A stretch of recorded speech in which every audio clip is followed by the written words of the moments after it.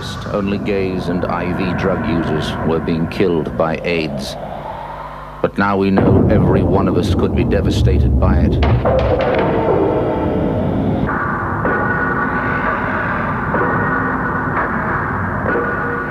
By now, surely everyone has heard about AIDS, and all the sensible people are a bit worried about it. After all those gloomy predictions seem to be coming true. The epidemic is sweeping right across the world.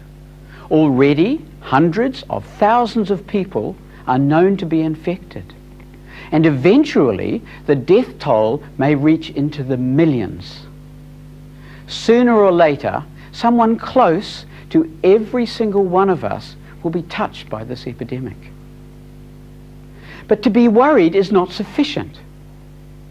If we're worried, it may disturb our sleep at night, but it won't necessarily protect us from AIDS. For that protection, we need facts. We need facts about how the AIDS virus is spread. When we understand how the virus is spread, then we can take steps to protect ourselves. Fortunately, these facts are now well established and are really quite simple.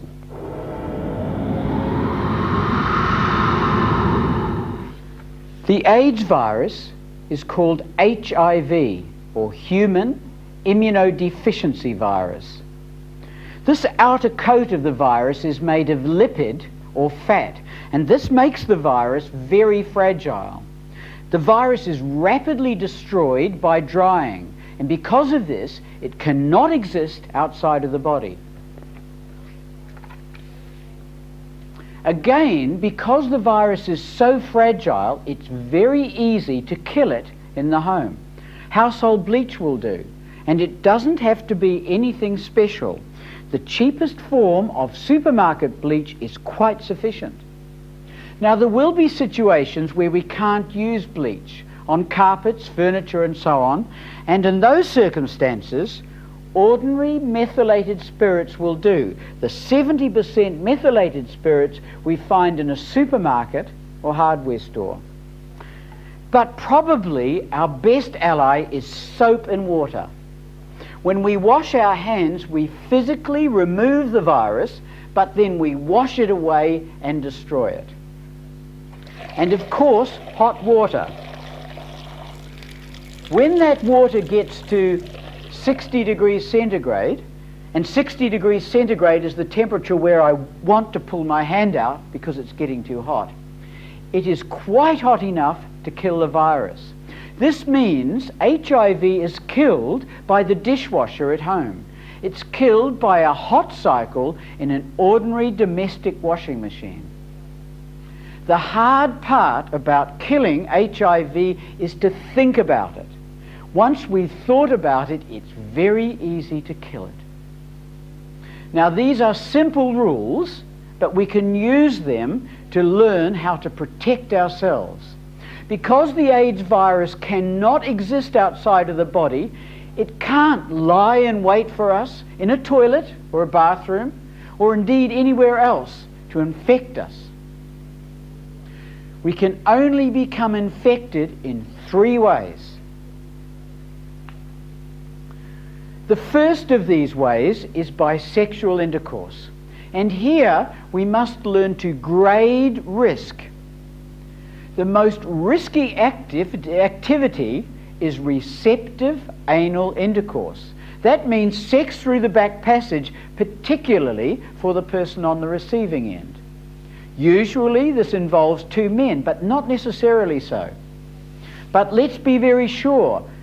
HIV may be transmitted from man to woman and from woman to man by vaginal intercourse. The situation with oral sex is less clear, but we are now receiving reports that indicate that the virus may be transmitted by oral sex as well. So while we can grade the degree of risk, we must regard all forms of sexual activity as potentially risky. The second way is blood-to-blood spread. Now, until 1985, that meant infections through blood transfusions or for haemophiliacs through clotting factors. In 1985, the safety of our blood supply was restored, and since that time, blood-to-blood spread usually means intravenous drug users who share their needles and syringes. If this man shares his needle and syringe, he is also sharing small amounts of his blood. And if he's infected, he may share the virus as well. Now, if I pricked myself with that needle, with a needle wet with fresh infected blood, will I get the AIDS virus? The answer is I may. Probably the chances are about 4 in 1,000.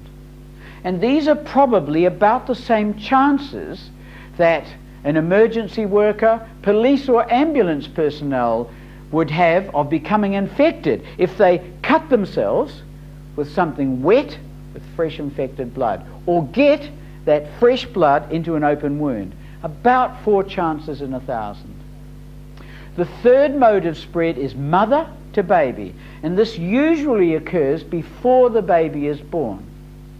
It seems likely that some cases of infection will occur during the process of birth, and there are several reports now which suggest that in the first few hours of life, a baby can be infected from infected breast milk. 3 modes of spread: sexual intercourse, blood-to-blood spread, mother to baby. Now, if those are the only ways in which the virus can be spread, we can be very confident about how it is not spread. Probably the most important is that the virus is not spread by social contact. It is not spread by touching, by hugging and kissing, by sharing eating utensils, bathrooms and toilets. In short, it is not spread by any activity short of sexual intercourse. How can we be sure? In the United States, there are more than 1 million infected people, many more in Africa. These people, adults and children, are often living in families. They have all these normal family contacts. And yet, provided you exclude the sexual partners, there is not a single case of transmission in this situation. The virus is not spread by social contact. But isn't it true that the virus is in saliva? Yes, indeed, in other secretions as well, but in very low concentrations. I think the most reassuring facts come from dentists. In the United States now, there must be at least 1 million times a year where a dental worker becomes in contact with saliva from an infected person. Very careful studies have been done, and yet there has not been a single incident where a dental worker has been infected with HIV where one of these other risk factors cannot be identified. The virus is not spread by saliva. The other big worry is stinging or biting insects, in particular mosquitoes, because of course mosquitoes can transmit some viruses. But there is an important difference.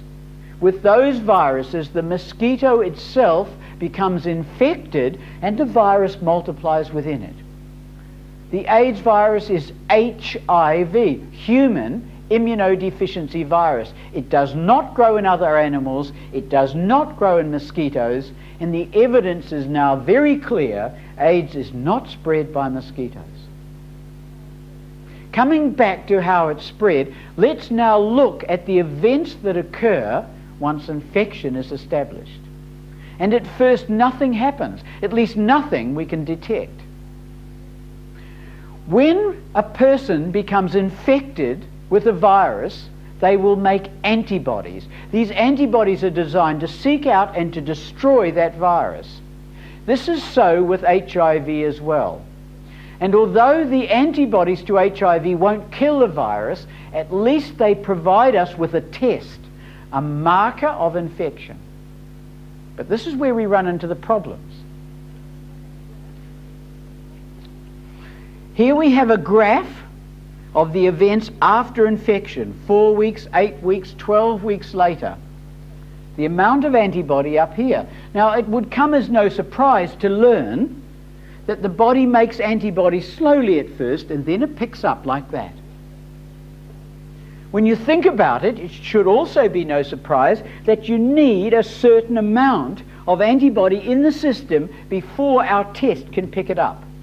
And in this person, it has taken almost 10 weeks for the test to become positive. Another person might become positive in 1 month, 2 months, or even 3 months. Rarely, it may even take a little longer. We call this the window period.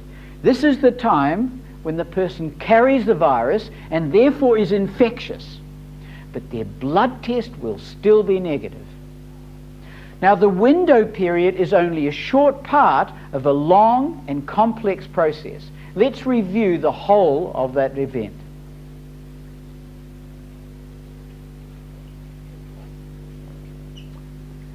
As we've said, in any community, there will be a whole lot of people who will place themselves at risk by their activities. Some of those people will become infected and will enter the window period, the time when they carry the virus, but their blood test is still negative. Now, towards the end of the window period, they may have a short illness, often a bit like glandular fever. In the real world, this doesn't matter a lot because it is non-specific and it doesn't really help with the diagnosis.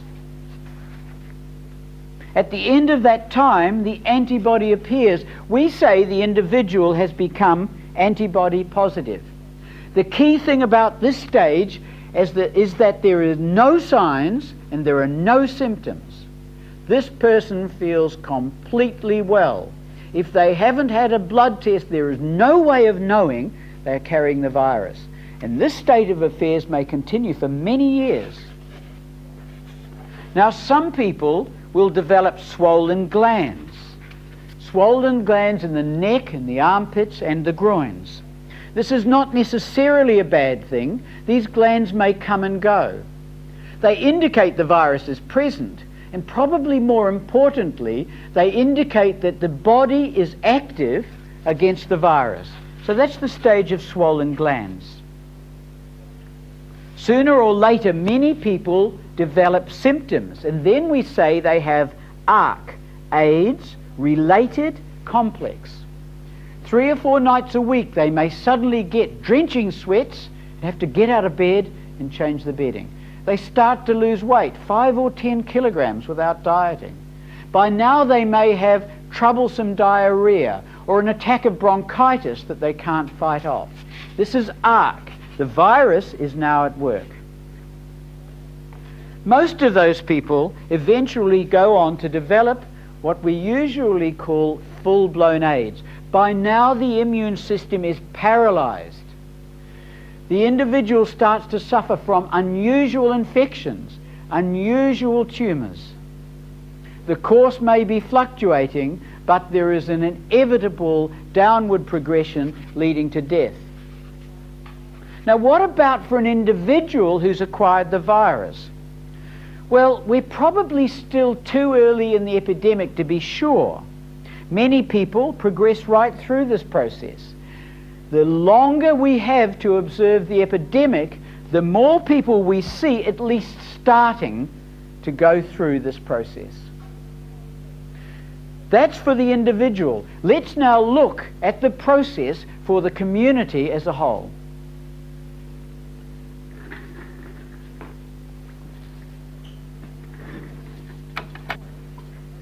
Here we have a graph that shows the progress of the epidemic within the United States. And you will see that steady, ever upward climb of the number of cases. The second line here shows the experience in Australia. And Australia has a very similar curve. We are following the American experience. There is no evidence of a flattening off of the epidemic in the United States. There is no reason to expect that we will not follow the United States experience. There is no flattening off of the Australian curve either. This is a very daunting prospect indeed. Here we have an epidemic that is exploding. There is no short-term prospect of a vaccine, and there is even less prospect of a cure in the short or the intermediate range. All we have is prevention. We know how the virus is spread. The means to protect ourselves lies in our own hands.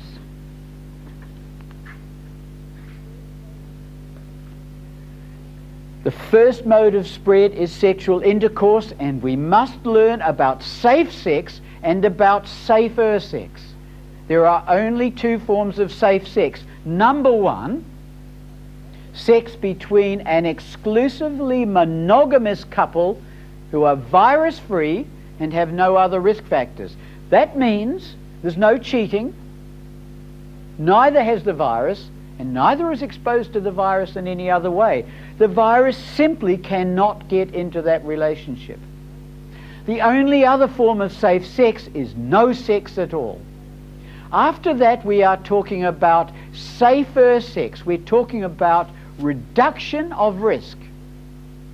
And Sister Sue Porter from the STD clinic at the Royal Newcastle Hospital will talk about this. Safer sex means the correct use of condoms. And when condoms are used correctly, they form a barrier against the AIDS virus and other sexually transmitted diseases. When buying condoms, always check on the pack to see that they do conform to Australian standards. Also the use by date, because the closer they are to expiry, the more likely they are to break. Be sure to always use a new condom each time sexual intercourse begins. Condoms are easy to use, but there are some important points to remember. After removing from the package, make sure the condom is ready to be unrolled on the outside. You will see a teat. This is for the collection of semen. Air should be expelled from this teat by clasping between 2 or 3 fingers and then carefully unrolling onto the erect penis all the way to the base. If you choose to use a lubricant, water-soluble lubricants should only be used. Vaseline and oil-based lubricants do significantly weaken condoms. After ejaculation, the penis should be removed whilst holding firmly onto the condom. This prevents spillage. Then we have a condom to dispose of. The safest way to dispose of condoms is to place in a plastic bag, any plastic bag will do, and then in a garbage. Safe sex and safer sex. If we can't be good, let's make sure that we're careful. The second mode of spread, blood-to-blood contact through intravenous drug users. Now, we can't support the abuse of drugs under any circumstances. But the community must make sure that those people that will continue to use drugs have access to clean needles and syringes under appropriate circumstances. Now, where this isn't possible, we must be very sure that users know how to clean their needles and their syringes. For us as individuals, we're probably more concerned about accidental exposure, supposing we have to attend an accident. Now, our skin is a perfect barrier. It is the best barrier against HIV. If our skin is intact, the virus simply cannot get through. But we may have cuts or scratches, and when we attend a victim, we may cut ourselves. And under those circumstances, it's best to be sure, and that means wear gloves. Afterwards, we have to clean up the mess. And for that, we have bleach and we have methylated spirits. And at the end, when we clean up the mess, please remember, place it all safely in a plastic bag. So there we have it. The AIDS epidemic is growing, and it will continue to grow in the foreseeable future. We do need to worry. We need to worry about the threat to our healthcare system and indeed to the very fabric of our society. We need to worry about how the poorer, less developed nations will cope with this new and unwelcome burden. And of course, we need to have compassion for those unfortunate individuals who will suffer and will die because they're already infected. But at the personal level, we can feel very secure. Our safety is in our own hands. If we don't sleep with someone who's infected with the virus, and we don't share needles and syringes, then all we need to worry about is a few simple, basic rules of hygiene. The facts are very simple, but the solutions must really be up to us.